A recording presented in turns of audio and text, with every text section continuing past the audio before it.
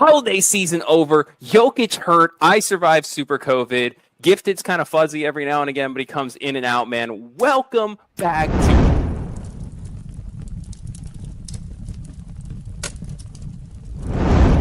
Welcome to Half Court Heaves. It's Gifted Hoops, and I'm happy to be back. 2026 is our year. How's everyone feeling? What's good with you, Tony?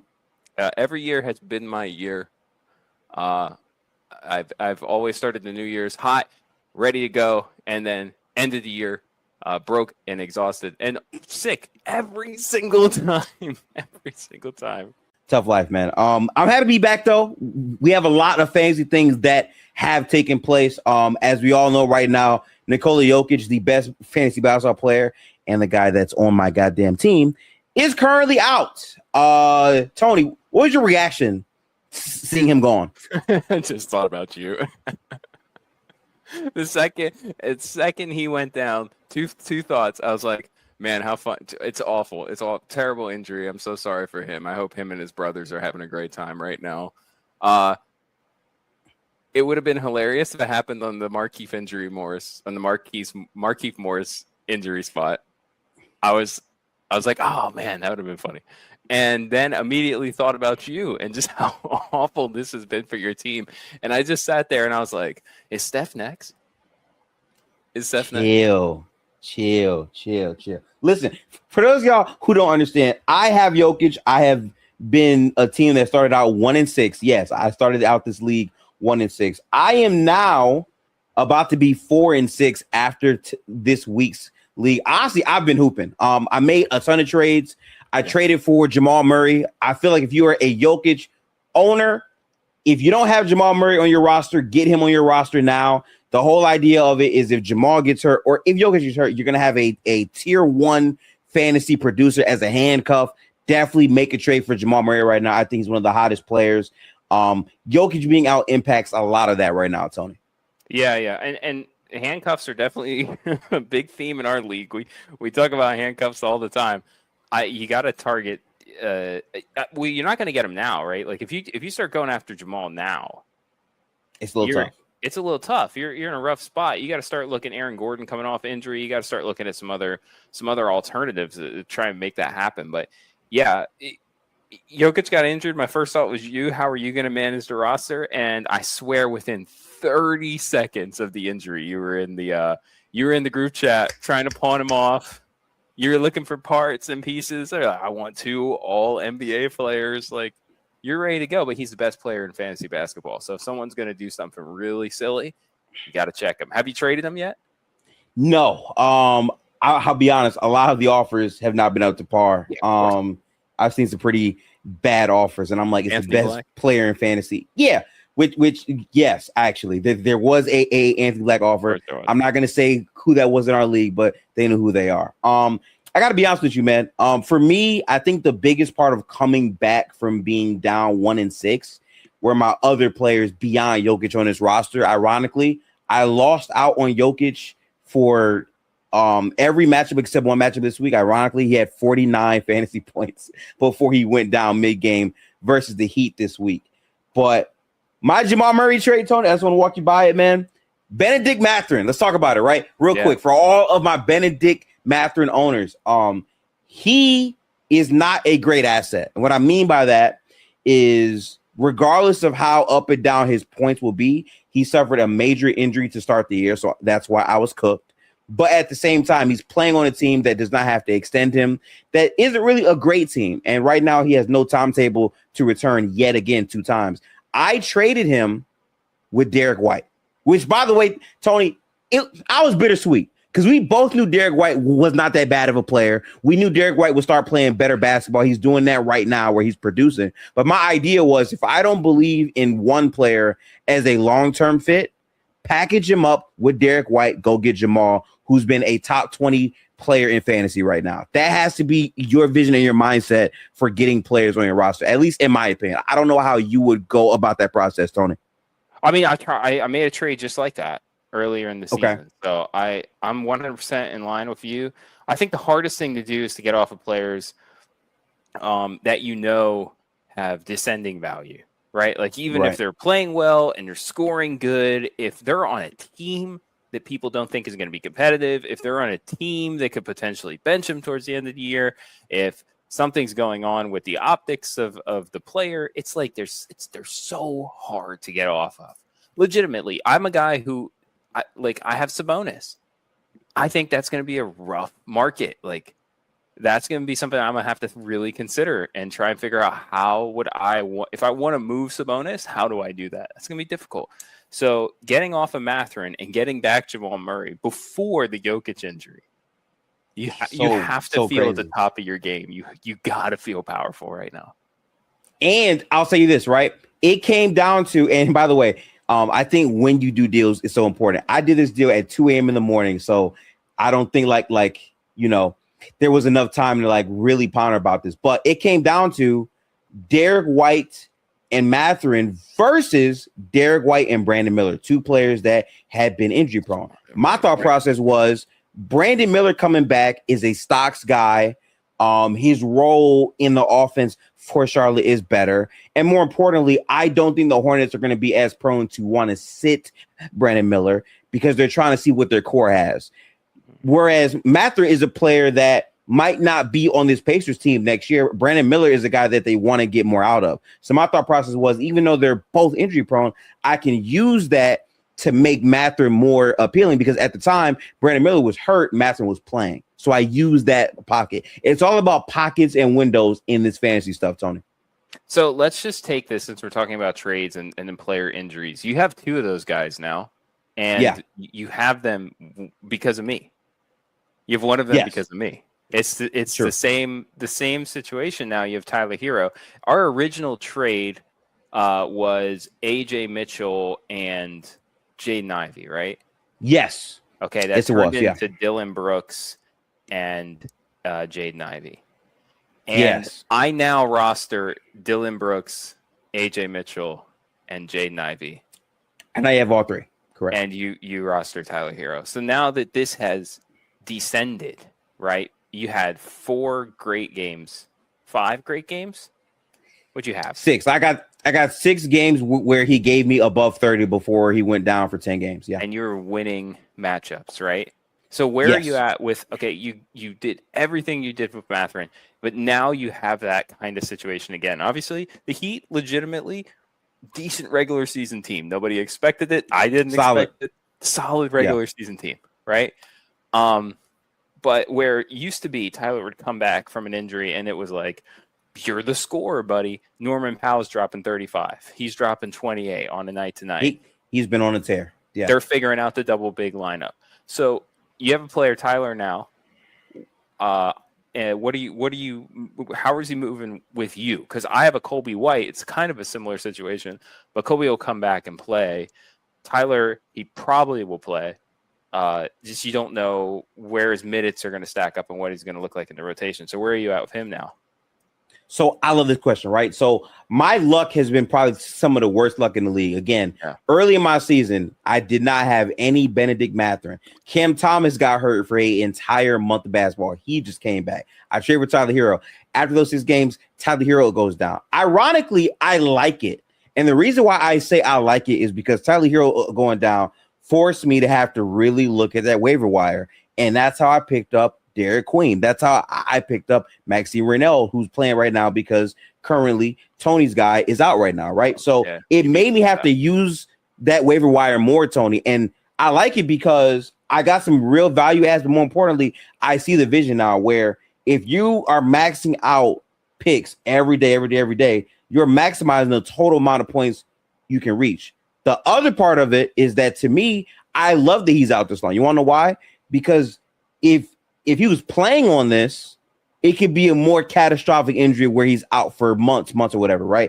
My vision is at least he gets to sit and get fully healed up. So that way, when he comes back, he will be playing longer minutes. I got Tyler not for short-term play, for long-term play. And when he comes back, I think my team will be all the way healthy. So I don't hate that too much, Tony.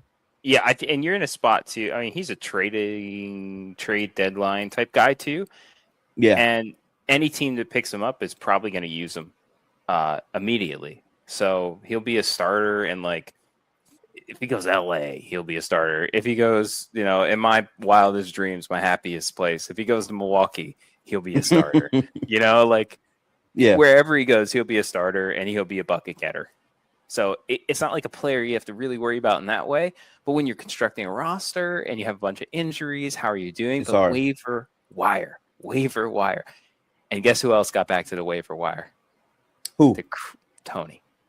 To crack that 3-game losing streak. I think I actually went 4 deep. I was 4-1 in our league, and I've crashed all the way down to I had a 3-game losing streak. I'm now towards the bottom of the league. It happened after the Jaden Ivey trade. I'm taking infinite amounts of BS from our group chat. I'm taking infinite amounts of pain looking at Jaden Ivey score 18 points and only get about 17 minutes a game. But you know what? I sucked it up. I dealt with it. I took my losses, and I started to piece by piece position my roster, get waiver wire guys, which, by the way, I told you 3 weeks ago, if Colin Giuseppe is on your waiver wire, it started killing. Grab that boy. He's never been on our waiver wire. You want to know why? Because he's never left my team. Never left my team. Guys like Jock Landell, guys like Santi Aldama. When Landell went down, I came right off of Jock Landell, went right to Santi Aldama. Which, by the way, Santi Aldama scored 38 had some points crazy numbers too. Week. Nuts. Yes, he did. And then he's to the bench. Guess what? Out of here, Santi Aldama. Out of here. Let me pick a good old trusty Isaiah Stewart, who's been passed around the league more than an old maid card that nobody can get rid of. This dude, he's 27 points a night whenever you need him. So when your team is fringe, when you're not competitive enough to just go out there and be 7-1, 8-1, wherever we're at this point in the league, because your roster is that good, you have that much top end talent, you better be attacking the waiver wire every week. Yeah, I think having all the injuries that I had has forced me to be more attentive to the waiver wire. And again, I cannot bro, I picked up Derek Queen off waiver wire. VJ Edgecombe as a week 2 waiver wire pickup changed my entire fantasy team. This man VJ in his last I think couple of games, this man has had 58 fantasy points, 65. Now, he might have some nights where it's 25, 30, but his role is safe because they need him. And more importantly, he's playing well with high minutes. That trends towards being a consistent piece. And so the reason I never wanted VJ is I couldn't imagine them giving up. In hindsight, this is the stupidest take I've ever had in my life. I couldn't imagine them giving up on Paul George. I thought for sure once Joel comes back, they're just going to grind it out with the 3 of them and figure it out. They didn't. I credit to Philly. VJ's right there front and center. Paul George is the 4th option now. He's the 4th guy. And Joel's getting back into the swing of things, and VJ kind of makes it all work. He's kind of like a glue mesh. You'll see him split the double teams. You'll see him kind of he's a great slip guy when teams are in zone. He's a really physical slip guy. And I think that just gives him an extra element, an extra something they want to keep on the floor. I mean, Paul's a corner shooter now in their offense, and he was that way from week 1. So it's been bad for him, and they found hope in VJ. Tyrese Maxey continues to blow it up every week. He's incredible, and Philly's a team now where you got to look at. This is another thing about waiver wires, where you have to see who's emerging, who's coming out, and it's at that point you picked up VJ. I don't think you were thinking Philly was emerging, but it was a great pickup. Yeah, I picked up VJ because his debut game he had 34. The next game, he put up, I think, 45 fantasy points. And I'm like, you know what? Young player, young talent. Why not? What made me hold on him is his style of play is conducive to getting fantasy points because he's going to play anywhere between 30 to 40 minutes a night. He's going to get stock. And that's the thing, right? Guys that get steals and blocks, those points accumulate very, very fast. But the best part about him is he is their fast break demon. So if they get steals, he's going to be out in transition. Sometimes he might get the steal that leads to a dunk, and right there, that's almost 6 points of fantasy value. So that's what makes VJ such a good pick up. And I'm happy that I didn't trade him because I'm winning that war right now at the very least. I said in our group chat, handcuffs work 30% of the time. They work 100% of the time. And today, Jaden Ivey gave me 7 points and 2 rebounds for 17 total fantasy points. And I'm in a duel. And day to day, we're 20 points separated one way or the other way. And that 17 not being a 30 could be the reason that I lose this matchup. I know a lot of people are going to call bullshit on me, Tony, but I just got to be honest with you, bro. I seriously thought Jaden Ivey would be better than what he's been so far. I really did believe that. Because the funny thing is, I think he's been good. Have you thought he's been good? I thought he's been fine. I don't think he's been what I expected him to be because, again, last year before the injury, in terms of just him being a actual producer, he was able to really rack up more stats than this so far. Again, it's still early, right? But I really thought he was going to be like a serious asset. That's why I picked him up. My goal in picking him up was to trade him because of the real asset he could be. I didn't think it would be as much of a fantasy dud he's been so far. I mean, dude, he was putting up 40 to 50 point games fantasy wise, you know? Yeah. I mean, they're at a place where they're doing so good that introducing him into the mix is a bad idea. Right. It's just a bad idea because with his size, when he does have good games, it's so impactful because he has a shot and he has size and he can defend a little, especially in the second unit. His defense looks good in the second unit. It looks bad in the first unit because, he's just not that tier that like the Thompson brother is. So he looks good. And I think to myself, they'll play him more, but they're winning games. They're not going to change anything. Detroit, it doesn't win a lot of games. This is a new thing for them this year. They're killing it. It looks great. Everything's in line, start to bottom. I don't think they're going to change their rotation unless an injury happens. And who's tailor-made, right, to get minutes at that point? Dennis Jenkins. Oh, Dennis Jenkins. Hey, listen, I'm gonna say this. Well, Jenkins is getting his minutes. That's the problem. Jenkins is getting his minutes, right? Yes. Yeah. Which now listen, I will say this though. The other part of why I picked him up before trading him is I also thought, well, even if this doesn't work out the way I thought it could in Detroit, if he gets traded, the fantasy value could change completely based on where he's traded as a guard. Like that's possible. So there's still hope for you there. I don't. The trade thing actually would scare me more. Okay. It's just not an instinctual offensive player. Or maybe it's all. I said that the wrong way. He is an instinctual offensive player. A lot of it's off feel, and when his shot isn't going, you see his point totals just collapse. He gets 18 minutes a game, so you need him scoring around like 14, 15 points every game. And if his shot isn't falling, that's not happening. It's not going to happen. Fair.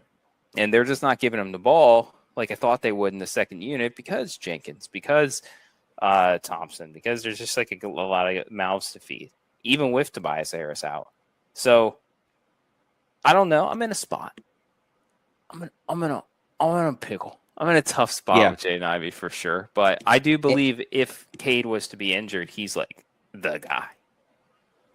Yeah, and I think that really transitions perfectly into this upcoming week. Again, our league is probably one of the most competitive leagues out there, all bullshit aside. I mean, right now, as I look at the league, there's 2 7-2 teams, 1 6-3 team, 1 5-4 team, and there's literally 3 4 and 5 teams. Yeah. There's me at 3 and 6, and then there's a 1 and 8 team in Tino, which I was able to get Brandon Miller off of him. But it's so competitive, and there's a lot of people losing tonight.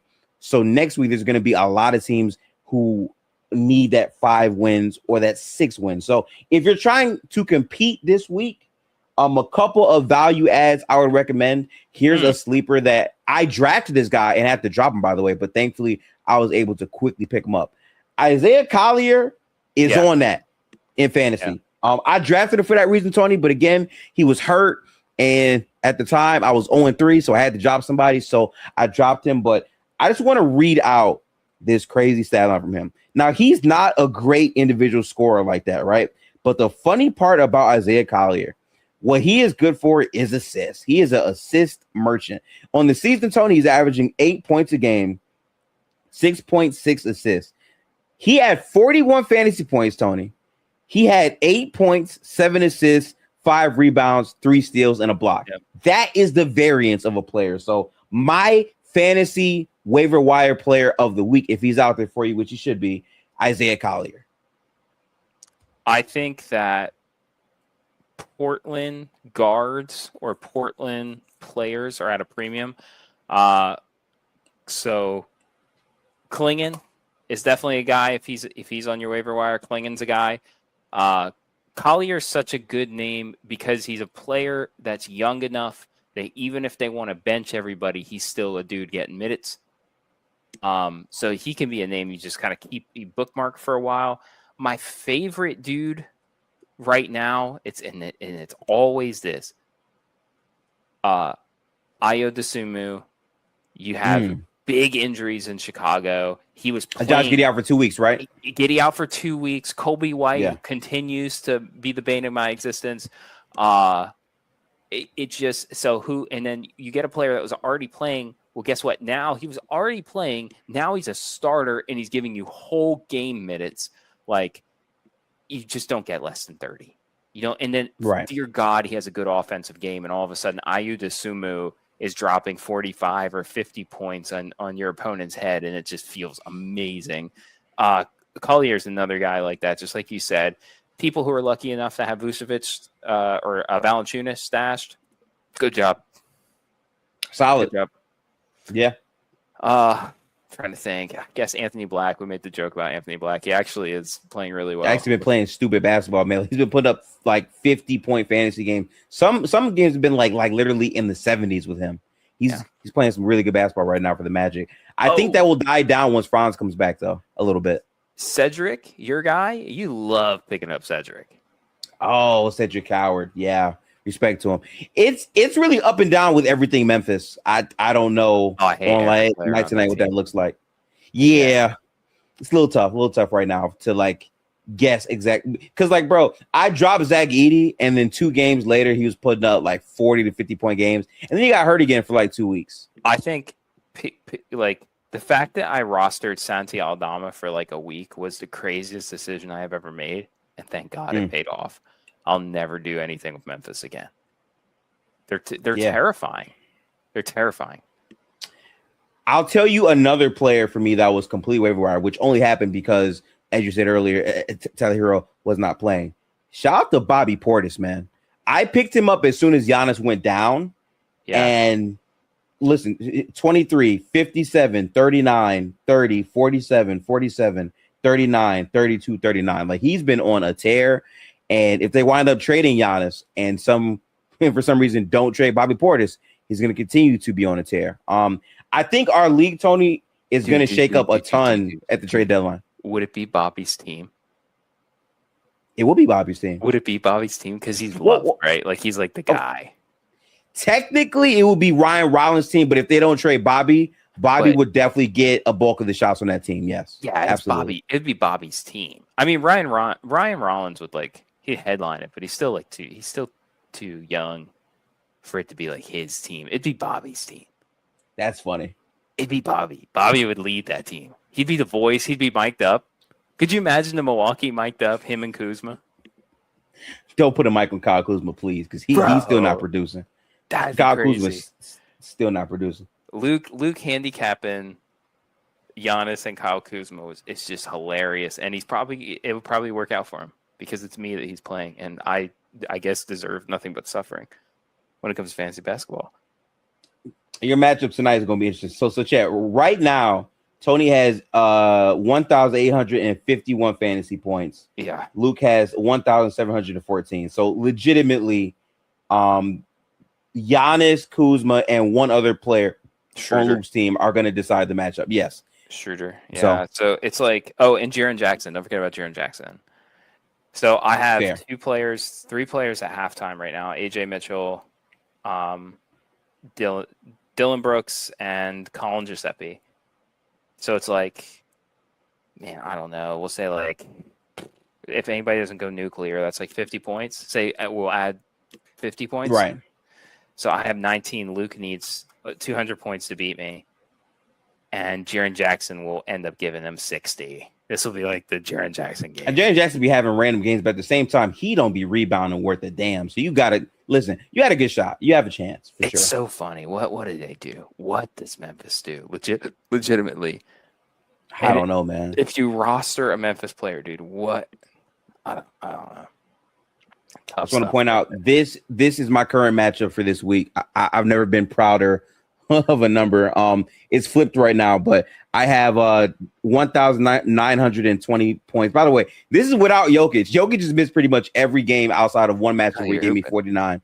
Yeah, you're hooping. I just need to sustain this because again, Chad, I was 1-6. Never give up. You just gotta lock in. It's a long fantasy season, but we're making progress right now. We're making progress. Oh, another guy, dude. Speaking of the Magic, with Desmond Bane not being what people thought he was going to be, bro. If Wendell Carter is just like hanging out like he was in our league, which means he's got to be hanging out in other people's leagues that don't care enough, go pick up Wendell Carter. Wendell Carter will give you 50 fantasy points. It's actually possible. I picked him up. Unfortunately, he only gave me 19 that day, so I dropped him immediately. Too. But 19 for like a player like Wendell, that's pretty okay. Like, that's why you grab him. It's like Isaiah Stewart. Right. Like, I'm gonna get 20. You're gonna give me 20. Right. You just don't want to choose a player that gives you 5 to 10 fantasy points. If it's 19, cool, but that's the risk you take in picking up players off of the waiver. So it's fair. Yeah. But I think that's everything today for Half Court Heaves. This is our first episode of the new year. Make sure to like, comment, and subscribe and tap into more of the episodes that we have coming on the channel, man. How did you feel about this episode, Tony? Yes, this is a good one, bro. Hey, tell me something in the new year that you want to nail down. Like something that you want. Not your New Year's resolution, but just something going in the new year that you're like, all right. This is something I'm nailing down. I want to go on a 6-game winning streak in this league. I love that. Really care about that. This league did cost $170 to get in. I would love to be one of the 6 locked teams in the playoffs, and I'm trending in that direction, but we still got to get there. So that's my main thing. Outside of fantasy, I just want to save up enough money for my DreamCon trip because I am going back to DreamCon this week. It's in Houston. That ticket is going to be kind of expensive, so I'm saving up right now for that. Lit. Yeah, that's me. Wow, this has been a good one. I want to figure out how to. I took a new job this year. I want to be able to manage time better now that job's less chaotic. I hear that. We got processes and ways to get there. I got faith in you. But shout out to everyone who has watched this far. Tap in Half Court Heaves. We'll catch you on the next episode. Peace out, people.